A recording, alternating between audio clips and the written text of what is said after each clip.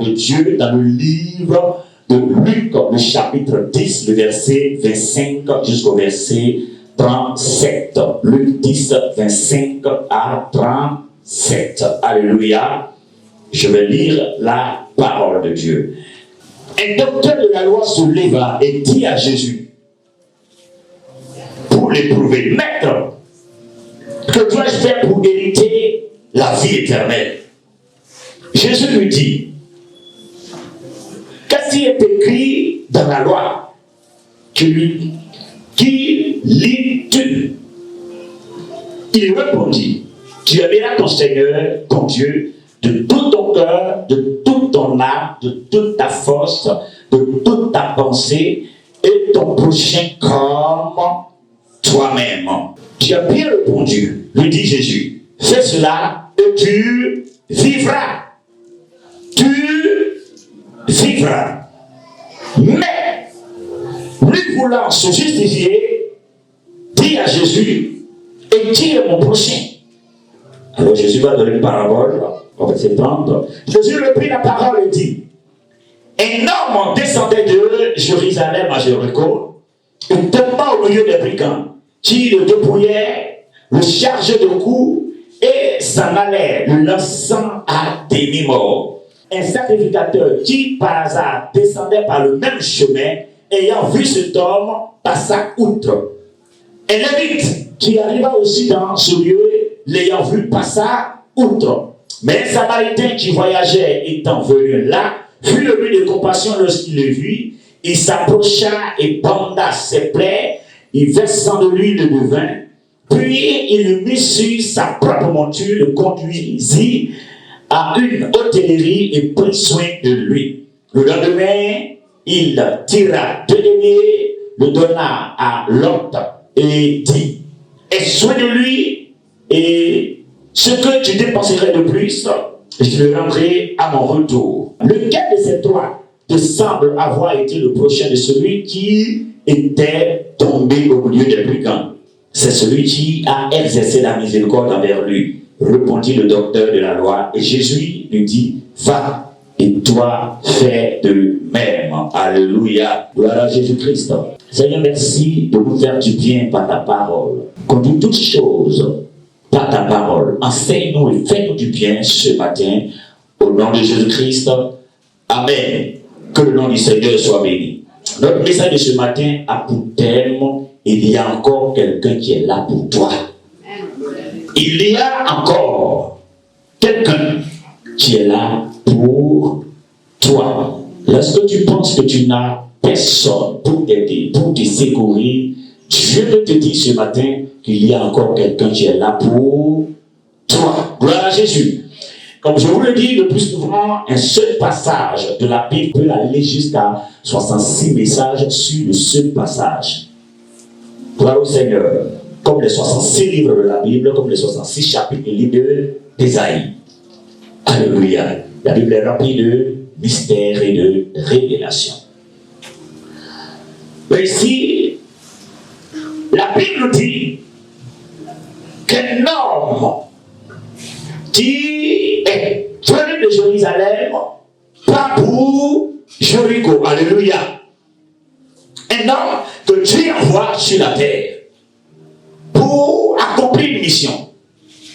Et cette mission que la personne va accomplir, cette personne va tomber d'abord à Jéricho. Jéricho qui est l'image de la difficulté, de la forteresse. Il va être dans un endroit difficile. Dieu t'envoie sur la terre et tu tombes sur un chemin compliqué. La vie n'est pas facile pour toi. La vie n'a jamais été de l'eau de rose à boire pour toi. Depuis ta naissance jusqu'à maintenant, les choses ont toujours été compliquées pour toi. Il y a des personnes qui, depuis leur naissance jusqu'à aujourd'hui, n'ont fait que vivre des difficultés. Au point où tu te poses la question de savoir qu'est-ce que Jésus est venu faire sur la terre même. Est-ce que Jésus est venu accompagner les autres? Pourquoi une telle souffrance? Pourquoi une telle douleur? Pourquoi je souffre tant? Pourquoi à moi? Alléluia. Et la Bible dit que lorsque cet homme était dans la souffrance, il était couché, frappé à demi-mort. Qu'est-ce qui va se passer? Un sacrificateur va passer, il regarde le monsieur, il le laisse. Le sacrificateur est l'image d'un pasteur, c'est l'image d'un chrétien, c'est l'image d'un croyant qui va passer, c'est l'image d'un parent. Alléluia. Et ton parent passe, il te voit dans la difficulté, il te voit dans la souffrance, mais il ne t'aide pas. Pendant qu'il a la capacité de t'aider, mais il ne t'aide pas. Combien de fois vous êtes allé voir les parents pour qu'on vous aide? Ça n'a pas été le cas. Alléluia. Des personnes même capables de vous aider, mais qui refusent de vous aider. Combien de fois vous avez manqué d'assistance parce que ces personnes ont refusé catégoriquement de vous aider? Le pire, lorsque tu arrives et que tu expliques un problème, lui-même le problème qu'il explique là, c'est toi-même qui as envie de lui donner l'argent. Alléluia. Gloire au Seigneur. Il y a des personnes qui, lorsque vous partez leur expliquer des problèmes, ce n'est pas parce qu'ils ne peuvent pas vous aider. Ils peuvent très bien vous aider, mais ils ne vont pas vous aider. Pour certaines personnes, vous n'avez pas à vous plaindre parce qu'on ne vous aide pas. Parce qu'il y a des personnes que Dieu lui-même a mis à part. Des personnes qu'on ne les aide pas. Et lorsque ces personnes vont s'en sortir, le nom du Seigneur sera glorifié dans leur situation. Donc personne ne te viendra en aide. Alléluia. Parce que si les gens vous aident, demain ils diront, mais c'est pas moi qui t'ai fait. C'est moi qui t'ai fait, c'est pas vous de moi qui allais devenir, c'est que tu es devenu. C'est moi, c'est moi, c'est moi, c'est moi. Et il allait se glorifier dans ta situation. Donc pour ne pas que personne arrive à se glorifier dans ta situation, Dieu lui-même fait de telle sorte qu'on ne t'aide pas. Débrouille-toi pour t'en sortir et le nom du Seigneur sera glorifié. Alléluia, dans ta vie. Il y a des personnes comme ça. Par contre, il y a d'autres que Dieu veut vraiment qu'on les aide, mais les problèmes spirituels font qu'on n'arrive pas à les aider. Voilà Jésus. Mais le monsieur est couché. Ton parent passe, il te regarde, il ne t'aide pas. Il refuse de t'aider. Et la Bible dit que quelque temps après, qu'est-ce qui va se passer? C'est un lévite. Lévite est l'image d'un prêtre. Le prêtre va passer. Le grand pasteur va passer. L'archibishop va passer. Le père révérend va passer. Le prophète des nations va passer. Et il passe, il te regarde, il dit, mais moi je suis un homme béni, je n'ai rien à voir avec ce cochon qui est couché là. Voilà Jésus. Donc, attends, qu'est-ce qui se passe? Et on laisse le monsieur dans sa souffrance. Dans la ville de Jéricho. Dans le lieu de difficulté. Et tout est compliqué. Et tu te poses la question, j'ai fait quoi à Dieu même? Pourquoi Dieu même les laisse et puis on me détruit comme ça? Qui s'est déjà posé cette question? Pourquoi Dieu les laisse et puis on ne me change pas, hein? Pourquoi Dieu même les laisse? Alléluia. Tu veux savoir pourquoi Dieu permet les épreuves? On va lire Luc 2. Luc chapitre 2, le verset 25 jusqu'au verset 35. Mais on n'avait pas lu tout ça. Ce qui va nous intéresser, le verset 34 et 35. Luc 2, 34, 35. Je lis la parole de Dieu. Siméon les bénit et dit à Marie, sa mère, voici cet enfant est destiné à amener la chute et le relèvement de plusieurs en Israël. Et à devenir un signe qui provoquera la contradiction. Et à toi-même, une paix te transgressera l'âme, afin que les pensées de beaucoup de cœurs soient dévoilées. Alléluia. Donc, la véritable raison pour laquelle Dieu permet les épreuves dans la vie d'une personne, ici la Bible dit que Jésus-Christ est présenté au temple.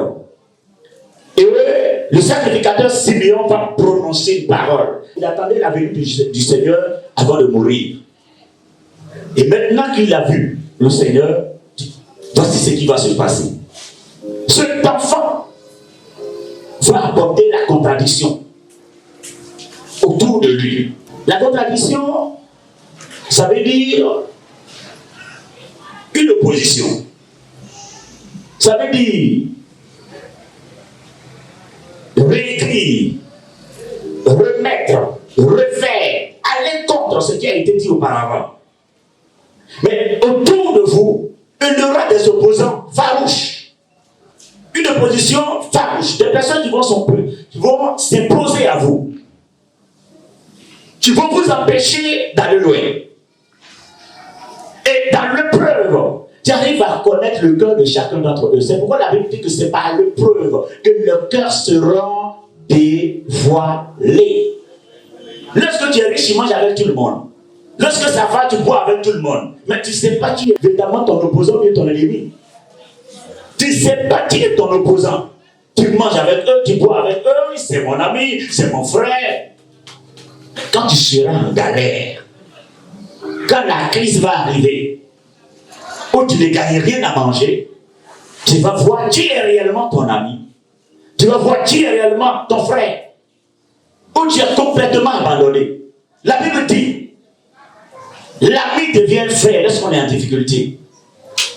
La preuve que nous sommes des amis, lorsque je suis en difficulté, tu deviens un frère pour moi. Tu viens m'assister. C'est la preuve que nous sommes des amis. Mais vous avez des amis, tu peux m'acheter un casier de vin, un casier de bière pour toi. Oh, alors te donner une bière. Il peut te donner une bière. Donne-moi 500 et manger à Tchégué.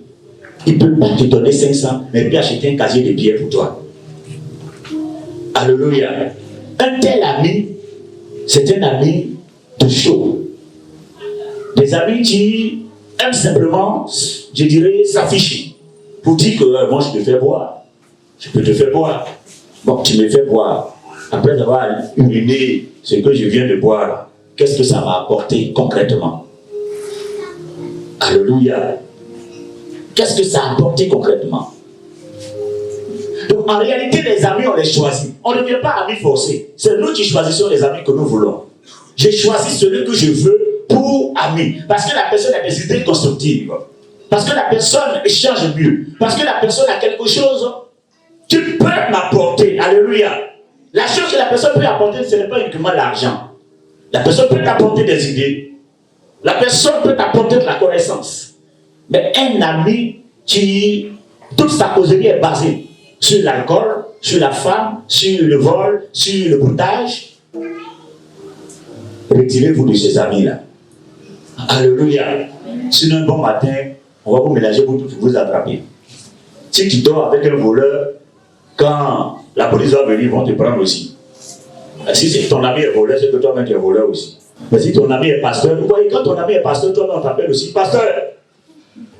On t'appelle pasteur au quartier. Parce que ton ami est pasteur.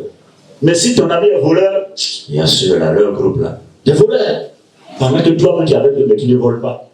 Alléluia. Donc, il faut savoir choisir ceux avec lesquels vous voulez marcher. Alléluia. Que le nom du Seigneur soit béni. Voilà Jésus. Amen. Donc, il est important, enfants de Dieu que nous sommes, de ne pas perdre espoir parce que nous sommes tombés. Des personnes ont complètement abandonné. Des personnes l'ont laissé tomber.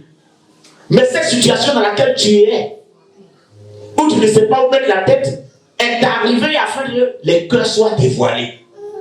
Tu vas savoir qui est réellement ton parent. Tu vas savoir qui est réellement ton ami. Qui peut t'assister quand ça ne va pas. Qui peut être là pour toi. Lorsque tout le monde te laisse tomber. Lorsque tout le monde te fuit. Lorsque tout le monde te rejette. À partir de ce moment-là, tu vas savoir qui sont réellement tes amis. Et demain, lorsque le Seigneur va t'élever, tu sauras ceux avec lesquels il faut marcher. Demain, lorsque ta situation va changer, tu sauras ceux avec lesquels il faut bouffer. Voilà Jésus. Donc tu n'as pas à désespérer parce que c'est compliqué. Tu n'as pas à pleurer parce que personne ne t'aide. Il ne faut pas forcément vouloir l'aide de qui que ce soit. Il faut vouloir l'aide du Seigneur.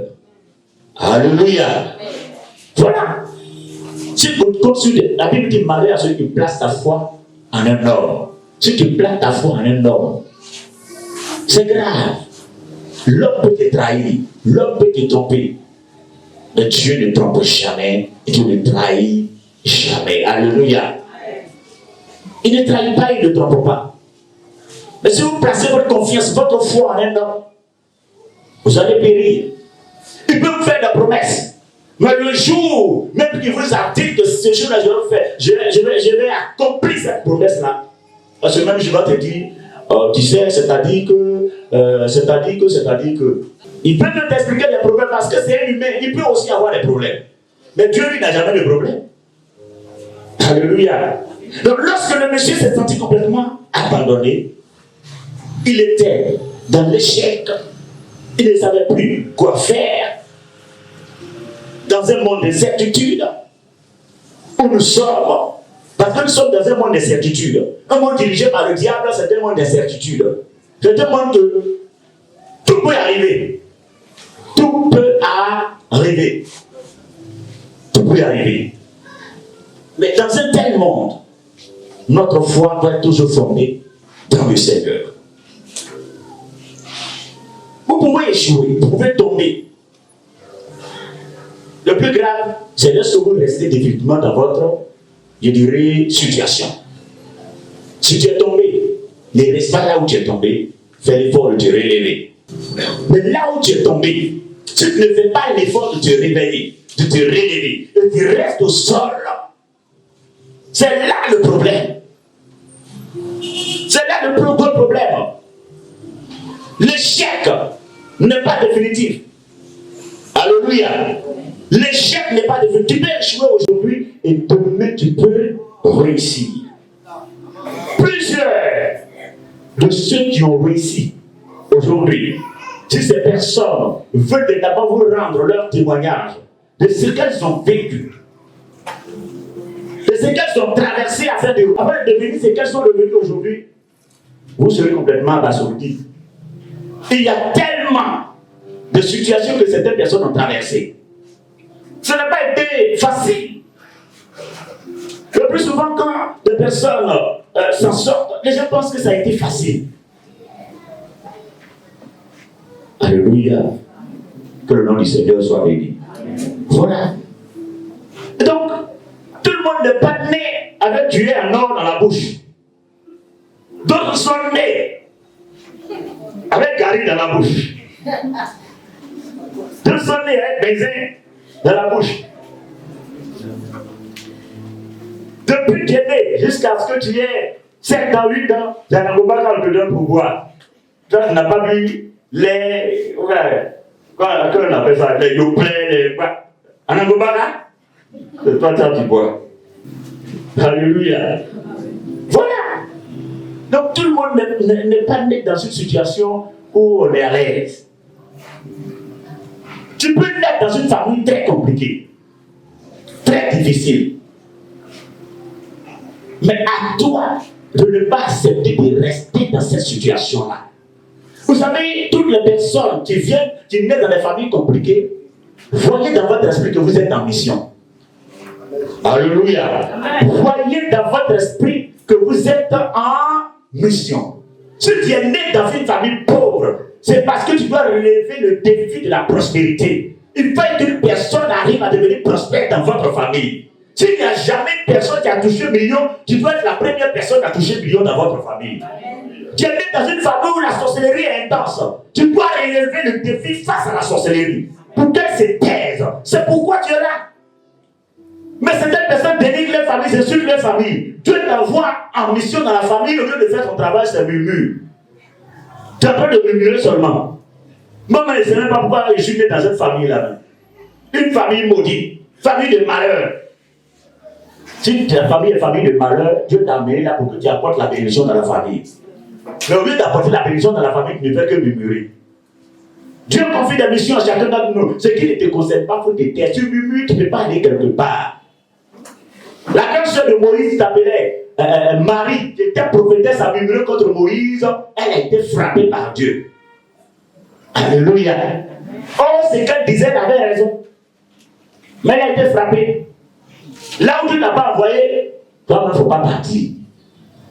Les endroits où ces deux hommes de Dieu sont partis, tu ne les as pas envoyés là-bas. Ils les ont égorgés. Donc on les a tués. Alléluia. Il dit aller partout et faire de toutes les nations des disciples, certes, mais avant d'aller à un endroit, il faut demander. Paul arrive à un endroit, lui, le Seigneur ne me permet pas de prêcher ici. Hein? Mais il dit d'aller partout. Arrive à un endroit, Dieu dit qu'il ne faut pas y prêcher ici. Ça, c'est Paul. Parce qu'il consulte toujours le Saint-Esprit avant de se lever. Et on est toujours emprisonné à certains endroits où Dieu ne nous a pas envoyés. Jean-Baptiste était où? Dans le désert. Il prêchait où? Dans le désert. Il baptisait où? Dans le Jourdain. Les hommes quittaient la ville pour trouver Jean-Baptiste dans le Jourdain pour se faire baptiser. Il y avait un monde fou qui trouvait Jean-Baptiste dans son désert, où il se nourrissait de sauterelles et de miel sauvage. Tout se passait bien, jusqu'à ce qu'il laisse cette histoire de baptême et il vient en ville pour se mêler d'affaires d'Hérode et d'Hérodias. Parce que la femme de son frère, Hérode avait son frère qui s'appelait Philippe, il avait sa femme qui s'appelait Hérodias. Et lui, il veut prendre la femme de son frère. Hérode il veut prendre la femme de son frère. Jean-Baptiste, ce que tu veux faire là, c'est pas bon. On ne fait pas ça. Qui t'a appelé ici? C'est vrai, tu as raison, mais ça, là où on ne t'a pas appelé, il faut rester tranquille. On l'a mis en prison. Et voilà que le jour de l'anniversaire d'Hérode, il va organiser une fête. Il a vu la fille d'Hérodias a commencé à danser. Il dit, waouh, la fille, elle danse bien. Ma fille, tu danses trop bien. Dis-moi, qu'est-ce que tu veux? Demande-moi tout ce que tu veux, je vais te donner. Elle va voir sa maman. Le père dit, ce que je veux, il va me donner. Il dit, ok. C'est Jean-Baptiste, ne veut pas qu'on se marie. Dis, tu veux la tête de Jean-Baptiste? Oh roi, vis éternellement. Le seul cadeau que je veux, c'est la tête de Jean-Baptiste. Le roi a promis. Il doit honorer sa promesse. Ne faites pas de promesses lorsque vous êtes très heureux. Je connais des personnes qui ont promis au pays 4 à 5 mariages. Ça fait combien d'années que tu promets les mariages? Alléluia. Tu étais tellement content que tu as promis le mariage.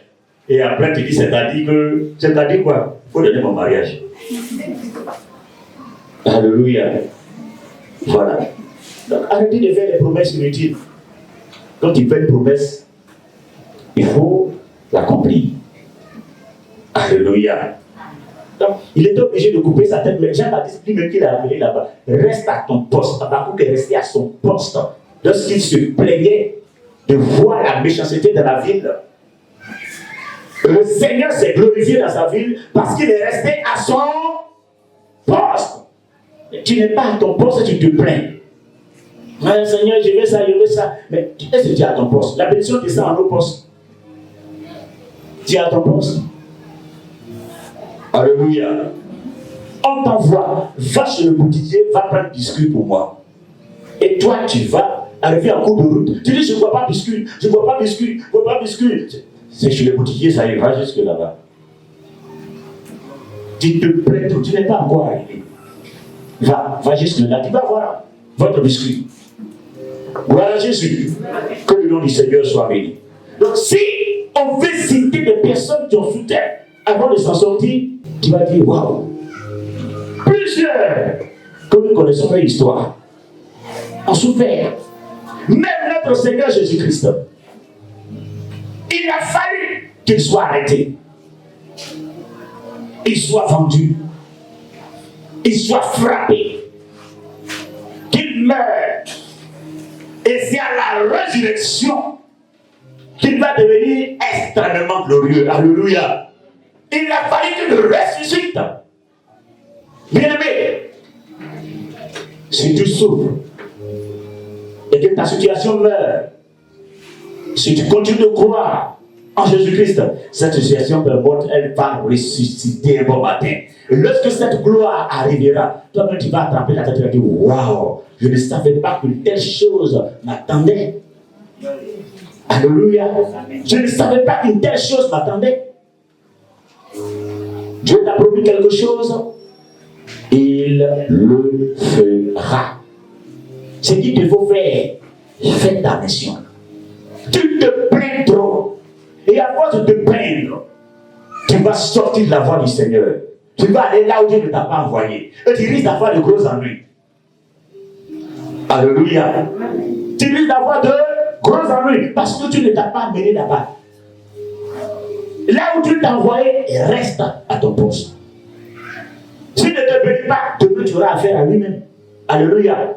Seigneur, pourquoi tu m'as fait des promesses que tu n'as pas accomplies? Il va te poser la question, tu étais à ton poste?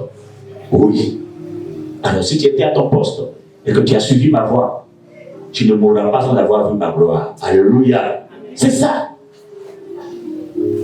Simeon était à son poste. Simeon qui a béni Jésus-Christ. Il était à son poste.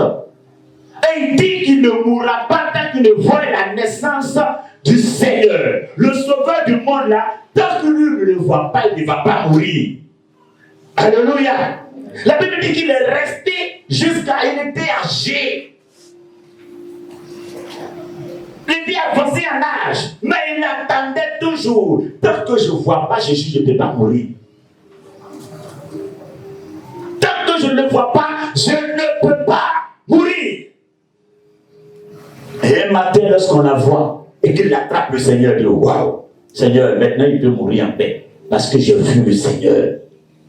J'ai vu le Seigneur. Je peux mourir. Mais rares sont ceux qui savent attendre les promesses. Comme le livre des Actes des Apôtres, ils ont entendu la promesse comment? Dans la consécration. Ils étaient à la chambre haute pendant 10 jours de jeûne de prière. Donc c'est dans la consécration d'attendre une promesse. Après tu as eu la promesse, au lieu d'attendre la promesse dans la consécration, tu attends la promesse dans la bêtise, dans les murmures, et tu te plains de Dieu. Dieu est un juste juge. Il n'a pas de compte à rendre à quelqu'un. Tu ne peux pas raisonner Dieu. Tu ne peux pas. Ta sagesse arrive à quel niveau? Alléluia. Ou tu penses que tu es très sage et très intelligent. Ça n'arrive même pas aux œuvres du Seigneur. La Bible dit que Dieu nous donne une petite partie de la connaissance qu'il a.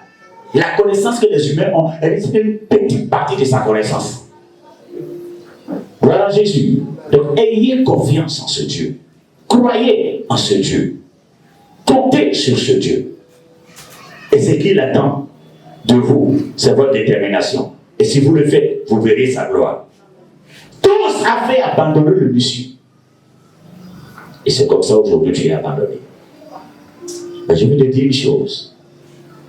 Malgré l'abandon, malgré le rejet, malgré le fait que personne ne vienne te rendre visite parce que tu n'as rien, malgré le fait que lorsqu'on organise des réunions de famille, on ne t'appelle pas parce que tu n'as rien, malgré le fait que tu n'as aucune considération, malgré le fait que tu regardes ton compte et puis tes larmes coulent, malgré le fait que lorsque tu es au coucher, tu ne fais que pleurer parce que ça ne va pas, malgré le fait que tu es fatigué de la solitude, malgré le fait que tout soit compliqué autour de toi, malgré le mal qui te ronge tout le temps, dis en ton cœur que tout le monde peut passer, mais il y a un bon samaritain qui arrive. Un bon samaritain qui arrive. Et ce bon-là, même si tout le monde t'abandonne, lui viendra vers toi. Même s'il n'a pas de sauveur, lui est ton sauveur. Si tout le monde te laisse tomber, il ne te laissera jamais tomber. Alléluia. Même si tu es pauvre, il viendra relever le défi pour toi. Même si personne ne t'aime, lui il t'aime toujours. Et il continuera de t'aimer. Même si personne n'a compassion de toi, lui il a compassion de toi. Même s'il n'y a aucune autorité que tu connais, lui il est l'autorité suprême que tu dois connaître. Et si tu connais cette autorité suprême, ce que tu attends de la part du Seigneur arrivera. Personne ne pourra contre toi. Ce que tu attends de la part du Seigneur arrivera parce que tu as placé ta foi en lui, parce que tu comptes sur lui, parce qu'il est le réel, parce qu'il est le capable. Alléluia. Compte sur lui. Compte sur lui. Ne regarde pas le fait que tu n'as personne. Tu n'as personne. Mais il y a encore quelqu'un qui est là pour toi. Quand ta famille t'abandonne, il y a encore quelqu'un qui est là pour toi. Il s'appelle Jésus-Christ. Même si tes frères et sœurs t'abandonnent, il y a encore quelqu'un qui est là pour toi. Il s'appelle Jésus-Christ. Même si ton père et ta mère t'abandonnent, il y a encore quelqu'un qui est là pour toi. Du nom de Jésus. Même si tes forces t'ont laissé, il y a encore quelqu'un quelqu'un qui est là pour toi, tu peux te donner la force qu'il faut, qui s'appelle Jésus-Christ. Même si tes enfants t'ont tourné le dos, il y a encore quelqu'un qui est là pour toi, du nom de Jésus-Christ. Même si tu n'as personne, ton travail peut te laisser tomber, mais Jésus ne te laissera jamais. Ton employeur peut te chasser, mais Jésus ne te chassera pas. Il est là pour toi. Il est là pour toi. Sache marcher avec lui. Sache marcher avec lui. Rentre la révélation du Seigneur. Comprends où il veut t'envoyer. Pourquoi il permet que les choses soient de la sorte dans ta vie. C'est pour que tu puisses relever le défi. Tu as un défi à relever. Tu as un défi à relever. Si dans ta famille, personne ne se marie, tu dois être la première personne à te marier. Et c'est un défi que tu auras relevé. Alléluia. Avant-hier où je me suis marié, là, j'étais la première personne à me marier dans ma famille maternelle. C'est alors que plusieurs aussi ont commencé à suivre. Voilà Jésus-Christ. Relevez le défi. Vous allez voir. Par vous, à cause de vous, le changement arrivera dans votre famille. Si tout le temps des gens sont malades, c'est par toi que la maladie va s'arrêter là-bas. Voilà. Relève le défi. Qui sait qu'il a un défi à relever dans sa famille? Amen. Alléluia. Donc si tu sais que tu as un défi à relever dans ta famille, pourquoi tu te plains depuis? Pourquoi tu te plains? Pourquoi tu pleures tout le temps? C'est un défi. Ça peut être dur, mais tu continues jusqu'à la fin. Tu continues jusqu'à la fin. Bien-aimé, tu peux naître dans une famille pauvre et mourir riche. Tu peux naître dans une famille pauvre et mourir riche. Ne négligez jamais les faibles commencements. Ne négligez jamais les faibles commencements. Parce que tu as commencé faiblement, simplement, tu n'avais pas d'appui, tu n'avais pas de soutien, tu commences à négliger. Non! Néglige jamais les faibles commencements. Tous ceux qui sont devenus forts, qui sont devenus grands, ont eu un jour un début. Et le début n'a pas été facile. Tout début est difficile. Tout début est compliqué. Mais si tu n'abandonnes pas, tu réussiras. Tu peux échouer 10 fois au bac, mais il faut continuer. Parce que tu attends quelque chose. Et ce que tu attends, tu l'auras si tu continues le Seigneur. Alléluia. Relève le défi. L'échec n'est pas une fin en soi. L'échec, ce n'est pas la fin. Tu peux échouer, mais ne reste pas dans l'échec. Ne reste pas là. Fais l'effort de te relever et continue. Pousse, jusqu'à ce que tu obtiennes ce que tu recherches. On n'abandonne pas facilement. Et l'enfant de Dieu ne doit pas abandonner facilement. Tomber dans la facilité, dans la négligence, dans la paresse. Non! Comme c'est dur, c'est pas la peine. C'est dur. Mais si j'arrive à faire ce que je suis dur, est-ce qu'on comprend ce que je dis? C'est dur, mais si j'arrive à faire ce que je suis dur. Et si tu es dur, c'est Dieu qui te donne cette capacité. Et avec Dieu, nous ferons des exploits. Vous voyez? C'est comme ça que ça fonctionne. Malheureusement, beaucoup tombent et restent cloués au sol parce que c'est compliqué. Le plus grand, ou du moins la plus grande faiblesse chez un homme de Dieu, qui peut complètement détruire le ministère, tu peux détruire l'homme de Dieu et même le chrétien. La plus grande faiblesse, c'est quoi? Voilà, la dernière fois, il y avait souligné ici. La plus grande faiblesse d'un enfant de Dieu, c'est quoi? Le découragement. Les gens pensent que c'est sirène de eau, quoi encore, sorcier. Non. La plus grande faiblesse, c'est le découragement. Parce que lorsque tu es découragé, les mauvaises pensées viennent. Or, la mauvaise pensée te pousse à poser les mauvais actes. Alléluia. Et les mauvais actes que tu vas poser va t'envoyer te mettre des mauvais sentiments. qu'en mangeant le fruit, les yeux allaient s'ouvrir. Elle allait devenir comme Dieu. Cette mauvaise pensée l'a poussée à poser l'acte qu'il ne fallait pas faire, qui est de manger le fruit. Et lorsqu'elle a mangé le fruit, elle a eu le sentiment qu'elle ne fallait pas avoir. La honte. La honte. Tu complaces ta confiance au Seigneur et ne seras jamais dans la confusion. Tu n'auras jamais honte. Craignez l'Éternel, vous c'est saints, car rien ne manque à ceux qui le craignent. J'aime ce verset, Psaume 34, verset 10. Craignez-le, vous c'est saints, car rien ne manque à ceux qui le craignent. Si tu le crains, rien ne va te manquer. Toute fois que tu seras dans un profond besoin, il interviendra. Il sera là pour toi. Alléluia. Si tu as la foi dans le Seigneur, tu peux être dans une famille perdue d'avance. Alléluia. Tu peux être dans une famille perdue d'avance. Mais tu finiras dans une famille gagnée d'avance. Dis à ton voisin, tu finiras dans une famille gagnée d'avance. Tu peux être dans une famille perdue d'avance, mais tu finiras dans une famille gagnée d'avance. Parce qu'en réalité, ce n'est plus toi qui gagne. Mais la personne qui vit en toi, c'est cette personne-là qui gagne. Et qui vit en toi, c'est Jésus. Et lui ne perd jamais. Il ne perd jamais. Gloire à Jésus-Christ. Tous ceux qui ont réussi, ça n'a pas été facile pour eux. Je vais vous citer tout à l'heure quelques noms qui ont commencé difficilement, mais qui se sont sortis. Aujourd'hui, le monde entier les connaît. Aujourd'hui, on continue d'utiliser leurs œuvres. Aujourd'hui, on continue de marcher dans ce qu'ils ont fait. Tout simplement parce qu'ils ont révolutionné le monde avec les efforts qu'ils ont fournis. Tu veux relever un défi? Commence à t'armer de courage. Commence à t'armer de courage. Je vais vous dire une chose. La réussite commence d'abord dans la tête. Voilà, c'est tout.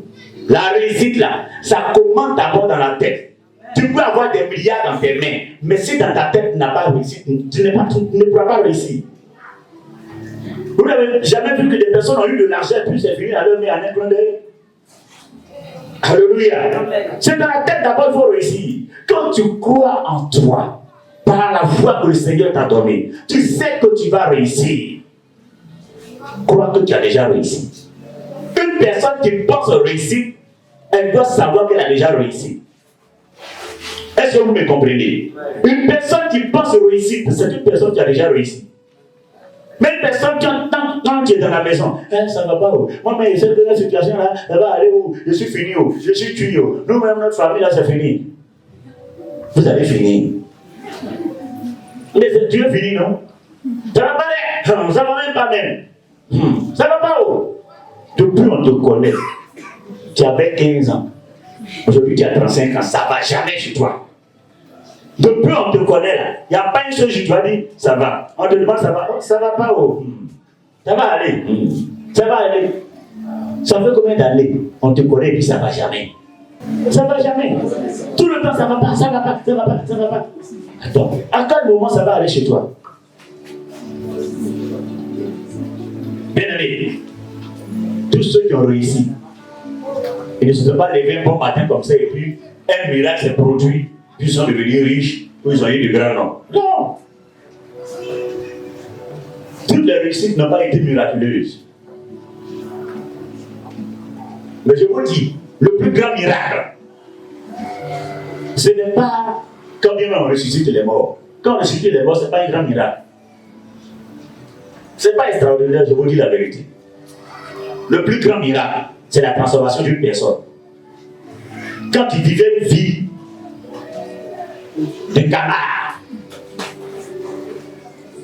où tu dormais dans la boue tout le temps, et Dieu t'amène à changer de vie. C'est très difficile de changer la vie d'une personne. Parce que cette personne a toujours fait ces choses et puis elle voit ça normal. Et toi tu arrives, tu lui dis, c'est que tu vois ça normal tout le temps là. Il ne faut plus voir ça normal. C'est pourquoi je dis que la réussite commence d'abord dans la tête.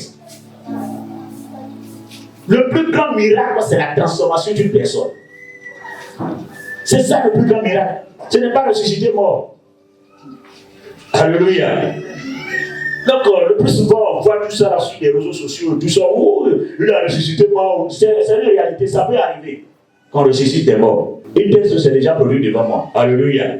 Et plus d'une fois, j'ai vu mort ressusciter. Alléluia. Ce qui est extraordinaire, une personne a toujours vécu sa vie comme ça. Et un bon matin, elle change de vie. Ce n'est pas du jeu. Alléluia. Ce n'est pas du jeu. Gloire à Jésus-Christ. Bien-aimés, si vous ne vous battez pas, si vous ne placez pas votre foi dans le Seigneur, vous ne luttez pas, mais vous laissez votre vie à la chance, vous n'aurez jamais de chance. Tu laisses ta vie à la chance, tu n'auras jamais de la chance. La chance, c'est quoi? Non, on ne parle pas de chance. Hein? On parle de grâce. Alléluia. Donc, ne laissez pas votre vie à la chance pour dire moi-même, il n'y a pas de chance dans ça là-haut. Il n'y a pas de chance. Il n'y a pas de chance. Tu n'auras jamais de chance. Tu vas mourir dans ma chance. Alléluia. Mais dis, j'ai la grâce de Dieu sur moi. Je crois en ma réussite. Avec Dieu, je vais faire des exploits. Je vais pouvoir relever le défi. Parce que le Seigneur est en moi. Il est sur moi. Il est autour de moi. Je réussirai à coup sûr. Voici. La vie n'avance au pouvoir de la langue. Celui qui aime en mangera les fruits. Si tu aimes la vie, prononce la vie, proclame la vie et tu vivras. Mais si tu aimes la mort, proclame la mort. Depuis, on te connaît sur des paroles négatives seulement qui sont dans ta bouche. Et tu veux réussir avec la négativité qui est dans ton esprit. Tout ce qui est dans ton esprit est négatif. Tu vois le mal partout. Et tu veux que le bien sorte de toi. Le bien ne va pas sortir de toi si le mal est en toi tout le temps. Alléluia. D'autres ne vont que rejeter aussi leur propre faiblesse, leur négligence, leurs erreurs aux parents ou à certaines personnes. Non, c'est pas lui là, il est sorcier, que moi-même ma vie là, il est comme ça. C'est pas lui là, il est sorcier. Les sorciers, la sorcellerie, ça existe. Mais la Bible dit que ce qui est en nous est plus fort que ce qui est en. À toi de faire fi de l'autorité qui est en toi. À toi d'avoir la domination sur eux. À toi de prouver ce que Dieu a déposé en toi. Lorsque tu auras relevé le défi, ça prouve que tu as compris la parole de Dieu. Au lieu de relever le défi, tu devais te pleurer. Et ça ne marche pas comme ça. Qu'est-ce qui prouve que tu es en Dieu? Donne-moi la preuve. Le païen lui veut voir. Alors toi, démontre la capacité que Dieu a mis en toi. Fais face à la sorcellerie qu'elle disparaisse. Alors tu auras réussi le défi que tu voulais relever. Gloire à Jésus. Amen. Alléluia. Amen. Est-ce que je vais faire comprendre ce matin? Amen. Mais si tu parles comme ça, c'est parce que je veux que ta vie change. Et très bientôt, vous allez voir vous-même. Il y a un temps pour la formation. Il y a un temps pour l'accomplissement. Le temps de la formation tire à sa fin. Donc vous allez voir que nous allons aller de gloire en gloire. Alors courir, rendre le témoignage. Un jeune homme qui était venu la dernière fois me rendre un témoignage ici. Il dit lui-même il va venir pour rendre le témoignage. Il a été avec nous au début. Quand on dit galère, il a connu la galère. C'était chaud sur lui. Le temps de venir comme Bréli de balai. Avant-hier, il est venu. Il est devenu miam. Mon cher ami, qu'est-ce qui s'est passé? Il dit vraiment, sincèrement, hein, les révélations qu'il donnait, les messages qu'il donnait ici, Dieu va faire ça, Dieu va faire ça. Il a même dit quoi même? Ça va passer par où? Souvent, je suis dedans, ça va changer. Ça ne peut pas changer. Et il est arrivé des moments où Dieu me disait que dans le long de cette année, tu vas voir la chose arriver. Et dans le long de l'année, il n'a pas vu la chose arriver. Et là, c'était plus grave. Il est venu me voir. Oh, mais toi, tu as dit que cette année-là, il allait voir la chose arriver. Pourquoi ce n'est pas arrivé? Dieu s'est trompé ou bien? Dieu ne se trompe jamais. Dieu sait que ça pouvait arriver. Alléluia. Dieu attend quelque chose de toi.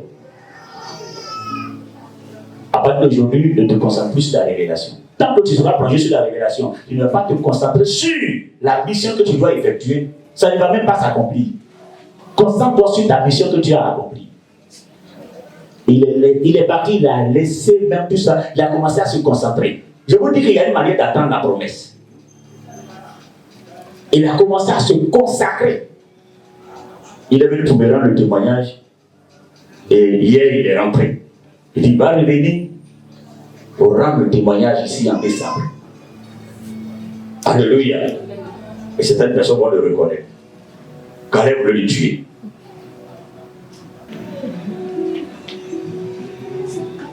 Christian Bernard. La première personne a fait transplantation cardiaque, c'est-à-dire transplantation cardiaque. Mais lorsqu'on arrache le cœur d'une personne, ne peut mettre un autre cœur à la place de cette personne. Lorsque le cœur est malade, un Sud-Africain. Ça n'a pas été facile. C'est la première personne à faire cette transplantation. Ça a été compliqué pour qu'il réussisse. Il a échoué autant de fois pour qu'il puisse réussir un jour. Alléluia. Aujourd'hui, tout le monde parle d'Einstein, qui a fait la théorie de la relativité. Il était très brillant, très intelligent. Mais ce n'est pas parce qu'il était intelligent que tout a été rose devant lui. Alléluia. Il a été confronté à plusieurs difficultés. Il passait contre la rage. Lui, pasteur, et son nom qui est sur toutes sortes d'instituts de recherche aujourd'hui. Alléluia. C'est parce qu'il a réfléchi autant de fois. Quand le chien te mord, comment on peut trouver son médicament rapidement? C'est lui qui a réfléchi sur ça. Voilà. Grégoire Mandel, la loi de l'hérédité. Aujourd'hui, on parle de telle maladie héréditaire, ou telle chose héréditaire dans la vie d'une personne. Ce sont des gens qui ont souffert et qui ont réfléchi là-dessus. Alléluia. Voilà. Bon, je vais m'arrêter là. Calvin Linley, qui aussi a fait la classification des plantes, de nombreuses plantes que nous connaissons. Que le nom du Seigneur soit béni. J'espère que vous allez relever les défis que vous avez à relever dans vos différentes familles. Que le nom du Seigneur soit béni. Brise la force du moi qui combat.